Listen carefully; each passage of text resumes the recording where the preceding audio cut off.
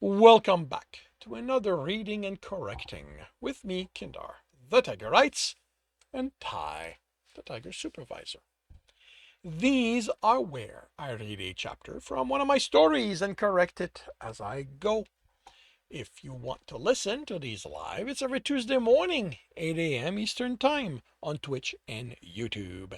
If you want to support me, that is on my Patreon.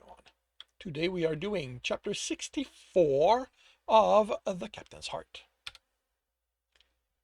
Jeremy stopped himself before he tapped the office's door control and stopped. Before he tapped the office's door control and reminded himself this wasn't his anymore. He tapped the button to announce himself instead of the one to open it.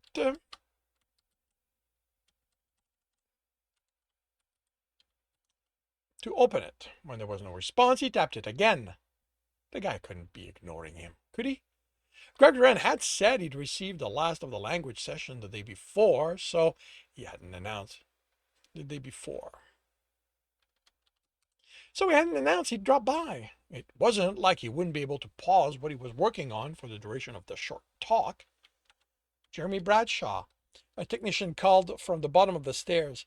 The engineer isn't working now. He's here on the second shift. Thanks. Right. It wasn't because he'd been here, he'd been there. When Jeremy was starting his shift that time, that it was the man's usual one. He had just left medical, so he would have been in a hurry to see what had been done.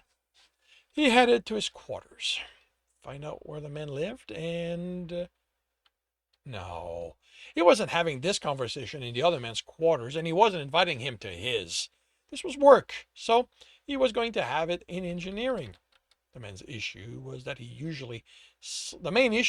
usually slept through the second shift. He and Gralgiran went to bed a couple of hours before it and slept until a couple after.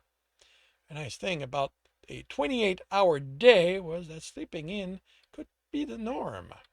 He'd have to stay up late, so he wanted a nap to ensure he was at his best for the discussion. This time he tapped the button to announce himself without hesitation. He'd waited 2 hours after the start of the shift to give the man the time he needed to deal with the important stuff. The display flashed blue, letting him know he'd been acknowledged and could enter. The color blue for go had taken some getting used to. The guy was still typing. When it looked like he wouldn't stop, Jeremy cleared his throat. He wasn't going to be ignored. He glanced. Yes, he said in English. You don't have to speak English. I understand. Get on with it. I'm busy. You really going to just pay half attention? How are you going to fix this if you don't think I'm worth the time? The man stared at the screen before slowly lifting his hands off the keyboard and turning to face Jeremy. Fix what? Fix this thing of you threatening to have me thrown in jail for being here. How about we start there? You don't belong here. I have as much right to be here as you, Jeremy snapped. I fixed this damn thing, so don't give me lip about not belonging here. The guy stood and held onto the chair. Repair? Is that what you call the mess you've made of my reactor? I worked with what I had to, okay? Maybe if you use standardization instead of trying to make the components into art pieces, I wouldn't have had to improvise as much. Do not judge how I work, Earther. You haven't heard the right. Then you listen. I fixed the whole thing. So, yeah, I have the right to comment on what that is. I've also built 6 of them over my career. So don't come telling me I'm not qualified. How many have you made, huh? Get out. You weren't kicking me out. I've earned the right. Get out, the girl snarled. Gral said you wanted to talk, but all I'm hearing is you demanding. I'm not your subordinate. Get out of my engineering. Should not be capitalized. Before I get a hunter to remove you. How the fuck could the guy be that unreasonable? Fine, he snapped and laughed. He told Gralgiran how he tried. He might not be able to get involved, but he wouldn't be able to put this on to him. He'd gone there just to ask what he'd have to do for a chance to work in engineering, and he did. He slowed his step. All he wanted was to ask for a chance. But what had he done? He'd asked they fix things, and then rebuked. And when rebuked, he'd snapped. Fuck! He ignored the look and turned around. Like a proper sleep? Was that the reason for his loss of cool? Or was it just an excuse? The man's tone, Jimmy had taken for granted he wouldn't be busy when he should have called ahead. Arranged for a time that worked for both. Once the guy saw how he worked, he'd have to acknowledge his qualifications, and then he'd see he was better with Jeremy in a higher position. He ignored the technicians as he climbed the stairs. He hesitated, then tapped the announce button. When the acknowledgement didn't come, he looked for a camera. There had to be one. He hadn't bothered checking since Turek had been the only one to visit, and he knocked. He tapped the button again and suppressed the annoyance. If he was being ignored, he'd earned it this time. Engineer, he called, raising his voice to account for how much of the sound he knew the door blocked, and hoped the Kelsirian's wider hearing range would also help. I am sorry for how I spoke to you. I would like a chance to explain what I'm hoping to accomplish with a proper discussion.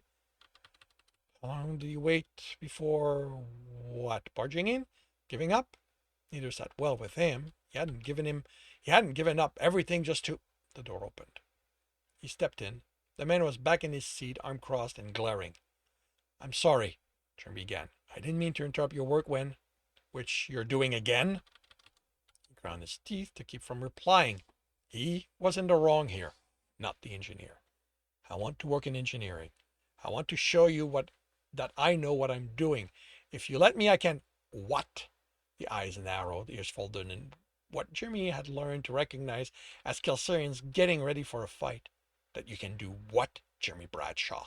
Show me just how much better your work is than anyone down there, better than mine?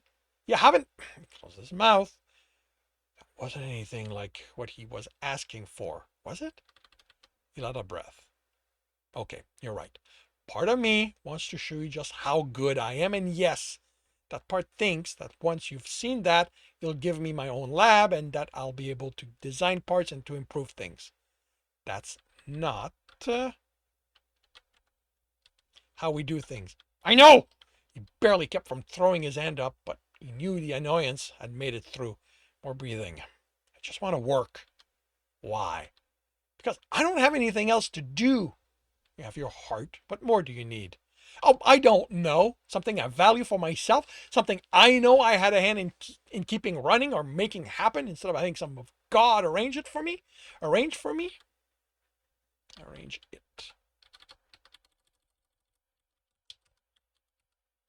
The guy considered him. If I allow you to work here, you will be a technician. You will do a technician's work. That's fine. The eyes narrowed again. You do not get to tell one of them how to work. You do not get to argue over the assignments. Jeremy nodded. More consideration. We leave the station in 2 days. Be here the day after, second shift. I can't. I glare. Of course, he'd pick the worst shift. I'll be there. Then you are dismissed. He walked past the bedroom and headed for his drafting table. He needed to spend his energy on something constructive, instead of envisioning all the ways he could murder that guy. He wasn't entirely to blame. Jimmy could admit that. He'd caused as much of attention as the other guy, but second shift? How was he going to tell Gralgiran? How were they going to arrange sleep if they didn't work at the same time? He brought up the weight machine design and set about integrating the circuits that would govern weight settings. The arms wrapped around his stomach and the nose pressed against his neck. Why aren't you in bed? Vern said, slurred slightly. Too worked up after talking to that friend of yours. The nimbling chased the descriptive out of his mind, which was probably for the best. Come to bed. Won't be able to sleep until I've spent this energy. Growl. The hand closing over his cock turned the rest into a squeal. I know how to tire you out. Jeremy chuckled at and attempted to extricate itself. Are you even awake enough to perform? I'll ask Dinnerag's help. He suckled on Jeremy's earlobe, and his legs wobbled. You should sleep. He tried again. You have work. I have you. Gralgiran whispered. I want you. The stroking hand left no doubt as to what his heart wanted. And wouldn't that be a more pleasurable way to spend the time? I don't want to get up, Jeremy mumbled into Gralgiran's mane and tightened his hold on him. We don't have to. His heart said, I'm going to miss this. Gralgiran turned and faced him. Miss what? This, sleeping with you, holding you. Why would this go away? Because that friend of you, actually, you know what?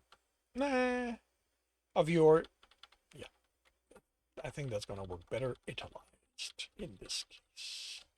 Because that friend of yours set me to work on second shift, which means I'm going to be working when you sleep and you'll work when I do. Doesn't have to be like that. Jimmy started. Oh, he made it pretty clear it did. I'm a technician. I don't have a say in what happens. Gralgiran chuckled. You do. Give it a few days and you can put in a request. You should have calmed down enough that unless there's a shortage, you'll approve it. But that isn't what I mean. I can change which shift I work. Won't that cause problems? What do you think being the captain means, Jeremy? You get to tell everyone what to do. You have to deal with whatever goes wrong. You're also the alpha, which means you have to be ready for fights. And those wait for me to be on shift to happen. Most of the time I deal with administrative work, and that can be done anytime. The most I'll have to do is assign a beta as the contact for the shift, so there is someone to make the judgment call if the situation needs me awake. I don't want to be a bother, Growl. You are not a bother, Chair. You are my heart. I want to spend my nights with you, to fall asleep holding you, wake up with you holding me, to nuzzle you, to lick you. A hand closed on Jeremy's ass. Fuck you. Jeremy laughed. You don't need us on the same shift for that. The hand tightened and Gralgiran growled softly. Oh, you